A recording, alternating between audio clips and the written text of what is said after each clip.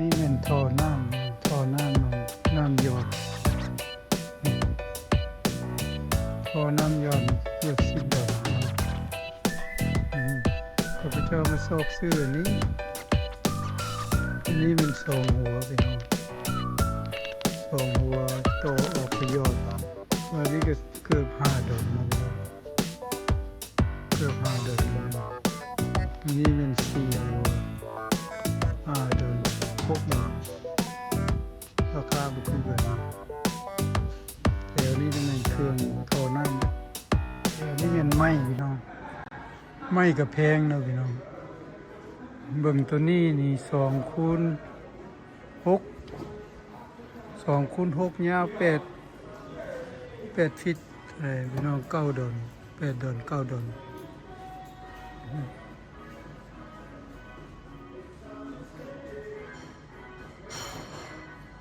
ไม่2x4นี่ไม่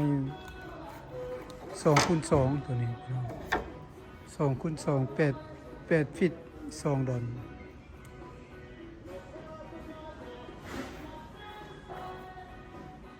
ไม่แพงหลายเนาะพี่น้อง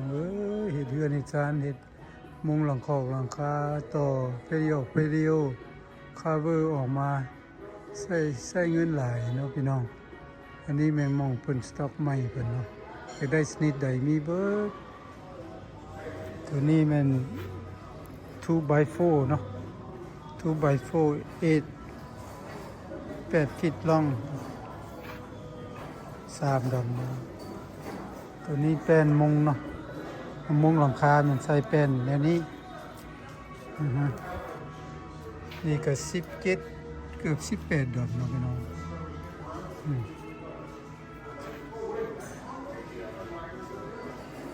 อันนี้เป็นแผ่นปูนเนาะพี่น้องแผ่นปูนเพิ่นใส่ทางในเนาะทางในเฮือนเฮ็ดห้องเฮ็ดหยังคันห้องคันหยังใส่แผ่นตัวนี้แผ่นปูนก็มีหลายไส้เนาะตัวหนาแดตัวบาง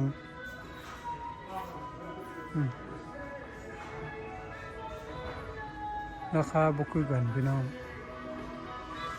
เบิ่งว่าราคามันเท่าไหร่เนาะพี่น้อง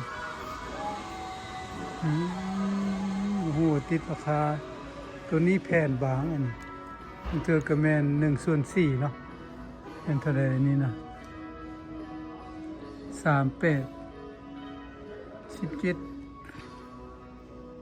17 ดอนครึ่งเนาะ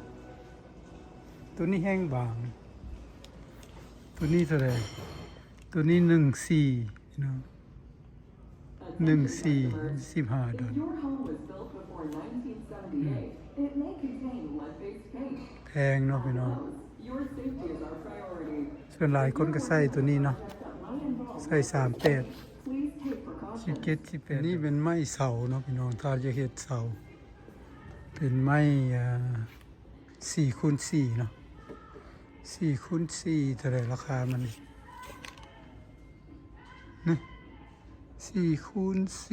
8 ฟิตล่อง8 ฟิตยาวเนาะ11 ดอนปลายนะพี่น้องถ้าว่ามันเป็นแบบว่าตัวอบเนาะ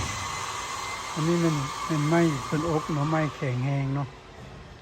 ทางนอกเนาะเฮ็ดเสาทางนอกอันนี้ก็4x4คือกัน14 ดอนเกือบ15 ดอนแพงหลายพี่น้องแพงไหมวันนี้มาเบิ่งเล็กเนาะเล็กที่ว่า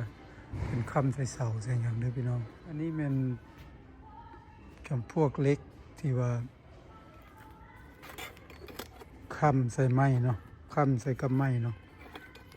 เดี๋ยวนี้เป็นเห็ดแนวบางๆเนาะพี่น้อง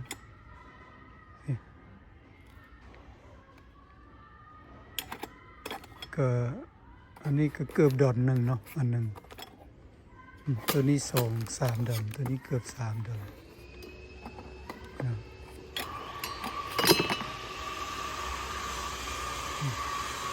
อันนี้มันเล็กที่ว่าเอาไปต่อเนาะเอาไปต่อใส่เสาใส่อันนี้นี่13 ดอน13 ดอน งหลายเนาะตัวนี้ก็เอาไปต่อใส่แองเสาเนาะที่ว่าต่อกันเนี่ยนี่เท่าใดนี่เกือบ2 ดอนอันนี้ซื่อๆ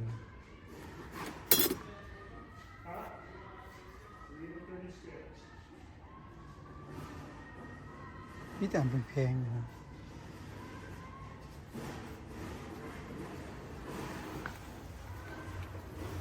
ตัวนี้อัน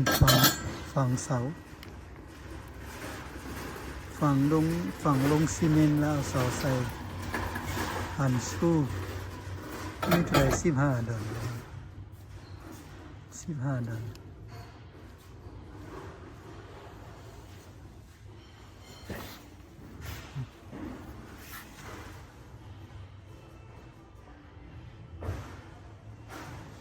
นี่อันเป็นแพงตัวนี้ใส่เสาอย่าง13 ดอนพี่น้องทายให้เบิ่งเท่านี้พอประมาณเด้อพี่น้องเด้ออันนี้แม่นเครื่องเป็นไม้เป็นเหล็กเป็นแนวเฮ็ดเฮือนเนาะเฮ็ดเฮือนเฮ็ดมุงหลังคอกหลังคาต่ออย่างเหล็กหลาอยู่นี่เบิดพี่น้องครบไม่ให้เบิ่งเท่านี้พอประมาณพี่น้องเขาบ่เข้าใจตัวนี้แม่นประตูใหญ่เนาะพี่น้องมี2 ประตูไขอันนี้ก็มีขอบคือกันเนาะซื้อแล้วก็ไปตอกใส่รถพี่น้องตามคือพี่น้องเห็นเบื้องนี้ก็มีบ่ตัวนี้มีกระจกมีกระจกสไตล์แบบมีกระจกพี่น้องราคาก็บ่เห็นราคานะพี่น้อง